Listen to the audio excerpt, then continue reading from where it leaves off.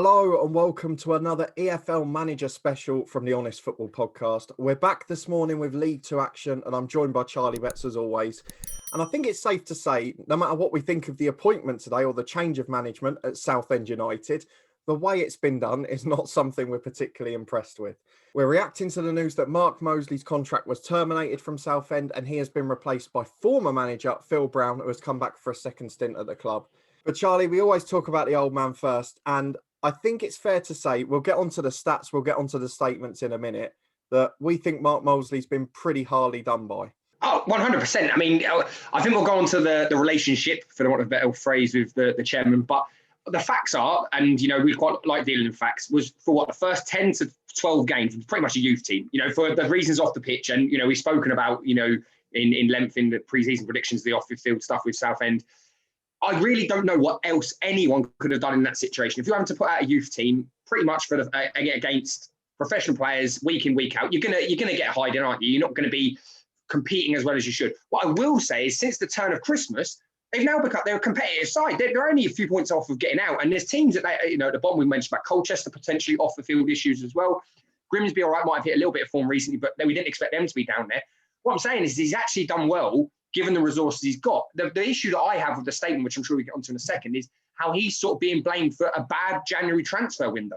And that's the bit that baffled me the most. Like, admittedly, Niall Ranger, for the potential he's got, was grossly unfit. They desperately needed a striker. That was something that was obvious. And I think if you watch the highlights and watch the games, actually their build-up wasn't the worst. And, they kept the ball quite well. The stats will say that. They were just lacking someone in the final third. Was Niall Ranger going to be the option to sort that out? No. Was he probably the only one they could afford? Maybe, and to blame then the manager on that, it's mind-blowing. So to go back about Mark Molesley, yes, on paper, the numbers look awful, but I don't know anyone who could have done anything different in that situation, or any better, for the want of a better phrase, in that situation, personally.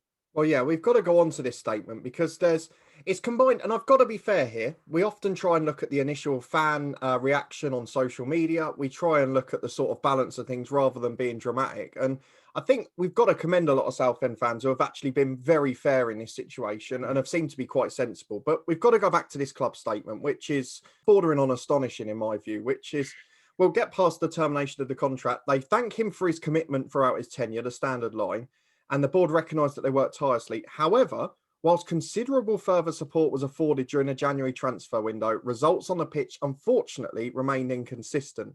Now, you've alluded to this, and a couple of fans have on social media as well, which are really spot on, which is before the embargo was lifted, before the signings, at the stage you were talking about, where there was 4 or 5 different youth players in alongside some sort of either pros that are slightly past their peak or have been at the club a long time, their points per game was 0.4. Since the investment, since the transfer, since he started to build the squad, it's 1.2, which if it had been that over the season, would have got them, 55, 60 points, kept them safe comfortably. How can you then back that statement up when it's completely factually incorrect? I don't know. The thing is, I don't know the relationship between, Big Ron, as they call him, and, Phil Brown in that sense. But going back to what you're saying, I mean, even if you just take the last 5 games, they lost 1 in the last 5, drew 3 of them and won 1. How can you say that those results have been inconsistent? I mean, they've drawn 3 out of 5. I wouldn't call that inconsistent. I'm saying that's fairly consistent. Do you know what I mean? Like, I think they're looking for an excuse to get rid of him. I don't want to be all dramatic. I'm not doing TalkSport. We're not that kind of show. But the point being is, I don't think it's a footballing reason. I think they've written it down as a footballing reason, said about a bad window, etc. Because it just doesn't make sense. They've just started to turn that corner. There's teams around them who are starting to falter, who aren't coping with the pressure very well. And it just seems a very bizarre time to make that call if it's for footballing reasons. As I say, Colchester, who knows what's going on there. Even Barrow, I know they've got a couple of games in hand, but Barrow have been still sort of faltering around form recently. It just seems a very bizarre situation to be in and try and blame it on the fact that it's inconsistencies on the pitch when clearly it's just a fallacy. And let's talk about a couple more bits about Mark Molesley before we move on to the new man, because I think, and I'm going to go back to the fans on social media, which I don't often do because they've all been very sensible. So this one's from Riley, and it makes sense here. It's Mark is obviously a great manager. Weymouth didn't win back-to-back promotions by chance, which is something that's very quickly forgotten. He took a very tough job, the toughest job in English professional football. And the fact that they even have a chance of staying up, he should be commended for. And I think we're both probably fully in agreement with that. It seems a lot of the fans are, and perhaps putting it down to good manager at the wrong time. He took the chance in going there when he could have stayed at a safe job at Weymouth, where he'd got them up to the National League with 2 successive promotions. So really, he's got to be commended for A, taking on a challenge, and B, even though it's out of his hands, leaving them in a position where someone can come in and still potentially keep them up. Well, definitely. And I think, as I say, we talk about that consistency. And given, I mean, they're still lacking a striker. I know that things have improved on the pitch, but the draws would suggest that. I mean, probably their highest percentage of draws is 0-0. That would say that I think he's done amazing work defensively, considering where they were at the beginning of the season. But, obviously the lack of maybe investment has hindered him a little bit. So in terms of getting a striker, so in that sense, I think, as I say, I'll go back to what I said at the beginning. I don't know anyone who could have done anything differently, given the circumstances he was working in. So he has to be commended. I don't think that maybe games have quite gone the way he would have wanted to. But like you say, you don't do what you've done at Weymouth and end up where you are. I think he was 8 months into a 3-year contract. So the chairman, I don't know what the particulars of this contract is. So I'm not saying he's definitely been paid off the remaining 2 years. But as an example, the chairman can afford to pay him off, pay off the staff that he's also sacked with him, and potentially hire Phil Brown, who, again, I don't want to speculate, but I can't imagine he's coming for free, and then still say that he couldn't afford to pay off the embargo that meant that he couldn't get any players in the beginning of the season, or invest even more in January. But he has that money to then dismiss the staff. So for me, that would be the question, is actually where does the chairman's priorities lie? And he's fighting essentially one hand behind his back. So I could say nothing but positive things for Mark Molesley in this situation. Yeah, and as many fans have alluded to, I really hope it doesn't cost him another chance in the EFL, because I think, if anything, I think it probably enhances his reputation, his stint at Southend, albeit that he leaves them in a relegation zone. But despite all of that, we've got to move on to the new man, which is the saviour cometh in this instance is Phil Brown. And what I will say for him, he's an experienced manager. He did a very good job at Southend last time, had nearly a 40% win rate, managed 250 games. But with 6 games to go, with a squad that is desperately missing a striker, is it just a board that are potentially relying on a new manager bounce and a collapse of someone else to get them out of it?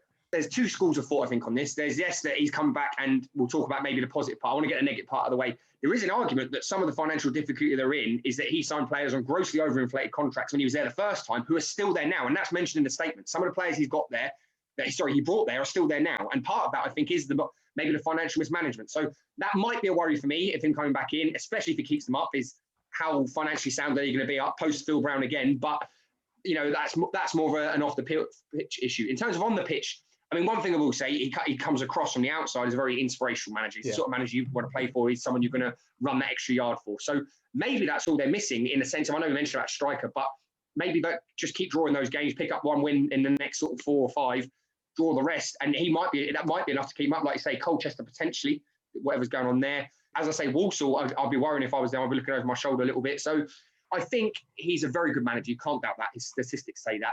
There's just a little bit of off the pitch palliness that's maybe left a bit of a sour taste for me about his appointment. But you have to analyse on the pitch stuff. If anyone's going to galvanise a group of players, Phil Brown is probably one of those few managers who could do it instantly. So I can see the positives of hiring him in that sense. Yeah, I mean, I tend to be in agreement with you, which is actually, I don't have a problem overall with the managerial change. I think the way it's been handled is the thing that's going to be a big sour taste for most football fans and most Southend fans. But we're looking ahead to the final 6 games of the season.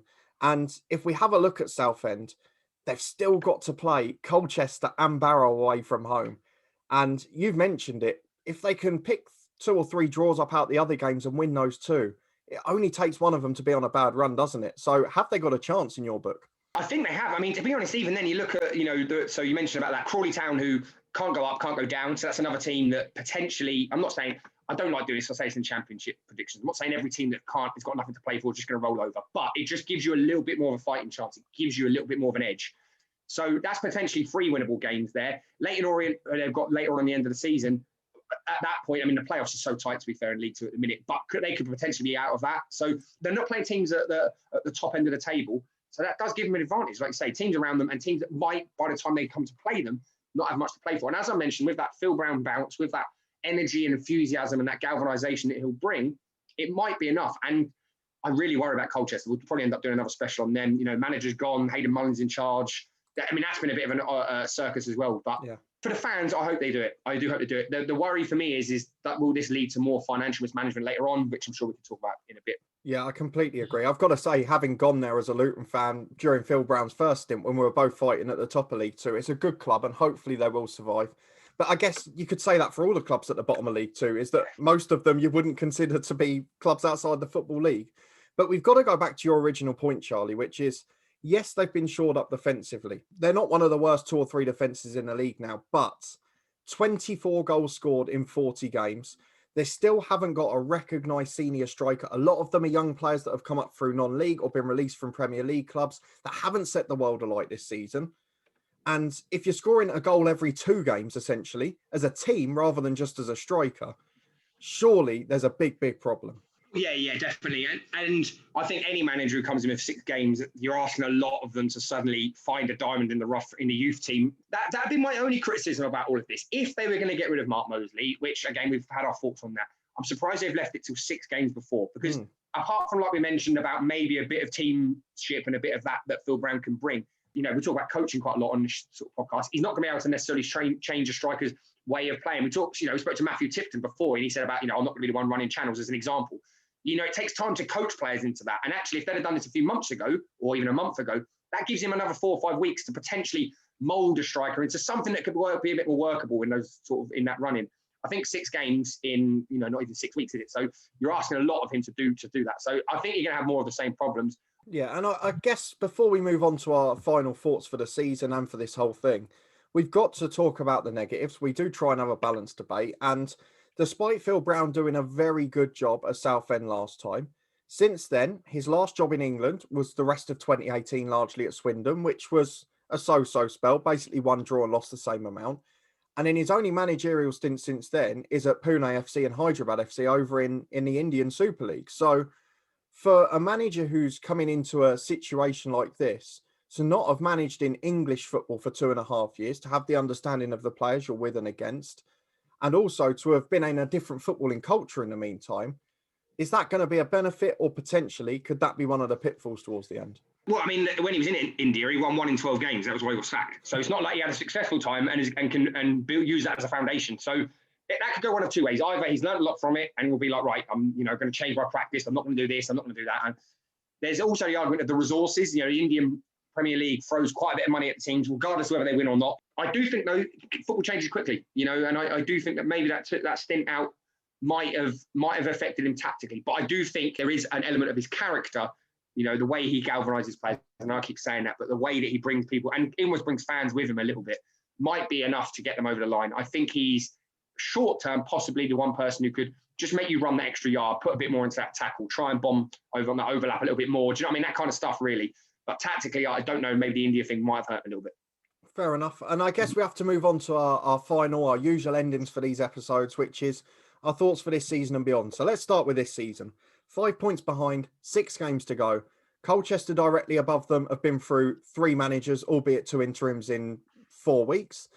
They're also on the verge of administration potentially, which could be a factor that we can't really consider yet.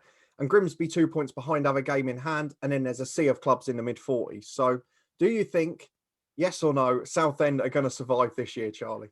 This is, out of all the ones we've done, this is the toughest. I mean, I'm just looking at Colchester's fixtures now. So they've got Salford, Cheltenham, obviously then Southend, Walsall and Oldham. I mean, that's 5 massive games because 3 of those teams are in and around them and 2 are near the top. So I can't see Colchester picking up more than a couple of points. It's whether Southend can get... If Southend beat them and Barrow, I genuinely think they might do it because I think they've got enough in the tank to draw against, say, Leyton Orient, who might not have anything to play for, or Exeter, who might be out of the playoffs at that point, or Crawley, who've got nothing to play for now. Even sneaking a draw there, you're talking potentially 7-8 points. I can't see Colchester get more than 1 or 2. So I'm going to put my neck on the line, and it's a bit bittersweet for me in this. I really want to stay because I think the fans deserve better than what they've had, and I think they will do that. However, there has to be some sort of look at the infrastructure of the club, because if they do stay up, this will happen again next year. And I think they need to change, whether it's the chairman, the way he runs the club, his approach, the financial situation, whatever. They can't keep doing this every year. The fans deserve better than that. So I think, yes, they'll stay up. In terms of the future, that summer is huge. What happens if Phil Brown does, because as I say, he got them up near the top of League Two when he was there first time around, but then you could argue some of the financial problems they've had have been off the back of his tenure there. So there has to be a readdressing of what's going on in the club off the pitch. If that happens, then I think Phil Brown will be a good man to maybe get him up there again in a few years. If not, then I can just see a repeat of this year happening next year, personally. No, fair enough. I think this is one of the first times that we're going to be in complete disagreement. I actually don't think Southend will stay up. I'm pretty sure, looking at it, that, as you say, Colchester won't pick up another point or 2. But then it essentially becomes a straight fight between Southend and Grimsby. And at the moment, I'd probably edge Grimsby. They've got a couple of mid-table teams in the running. They've got more of the teams at the top who have often been in difficult situations in recent matches. So it's also tight in League Two. It's basically this year's championship and anything could happen. But I do fear for Southend because they're a club that should be in the Football League. And the same goes for Grimsby on that front and probably most of the other clubs down there. They're all big clubs. They're all good football clubs. But I really don't see how Southend get out of this. And I think we've mentioned it in probably almost every manager special this year. If off the pitch troubles continue, if there's still that chaos, if there's still that ongoing situation and it dominates the headlines, it often follows in terms of performances. And most of those clubs that have been through 2 or 3 managers or are struggling in the league fit that model. They've had chaos off the pitch this year. So that's what worries me for Southend. But let's look ahead to next year. The final question for you, Charlie. What are Southend going to do? Are they going to? You think they might be in League Two still, but is Phil Brown still going to be there? And how are they going to do? I mean, I have to do this objectively, taking the off the pitch sort of pandemonium that's going on at the minute. He has to get in a striker. I think defensively, they're not a million miles off being a team that could comfortably stay in League Two, as you mentioned about the points per game earlier on. But they have to address something up front. If he can do that, look, they're not going to be anywhere near the playoffs in next year. Maybe in a few years, you could discuss that in a couple of years' time. I think a bit of stability will be good for them. I think if he can get a bit of stability up top and get a decent striker, then I think they'll be bottom half team next year. But I think they'll be in League Two still. But I want to caveat that and put a little asterisk next to that, provided there's not any more shenanigans off the pitch, basically. Yeah, I'm sort of in agreement with you as to where the future goes, which is it can be brighter if potentially the off the pitch stuff stays out of it. I can't really bank on that. And it's a bit of a shame. If I look back to it as a Luton fan, that 06-07 season where we started the points deductions and relegations, we were in the championship relegation scrap with Southend. And I worry there's a similar trajectory here looking off the pitch. And unfortunately, it may be rebuilding from the National League. I think if they go down, they will be in the top 7 next year. But that, again, relies on the off the pitch stuff being sorted. I really hope they survive, but there's not a great deal that I can see other than defensively. And will 0-0s be enough if Grimsby pick a couple of wins up? I'm not quite sure. So I hope so, but I don't think so. And that's probably the sad way I have to leave it. But it's not important what we think, really. It's about Southend fans. So if you're in the comments, please do let us know. What did you think of the way that the Molesley sacking was handled? What do you think of Phil Brown coming back? And what are your hopes for the rest of the season? I will say well done to most Southend fans for being so honest and so sort of rational on social media, which is not something we always say in the manager specials. But if you did enjoy this episode, please do put a thumbs up on it. Subscribe down below for regular content from the podcast, including Matchday Championship predictions. Thank you to Charlie for joining me as always. You can follow us on Twitter at HonestFootball3. And hopefully we'll see you next time.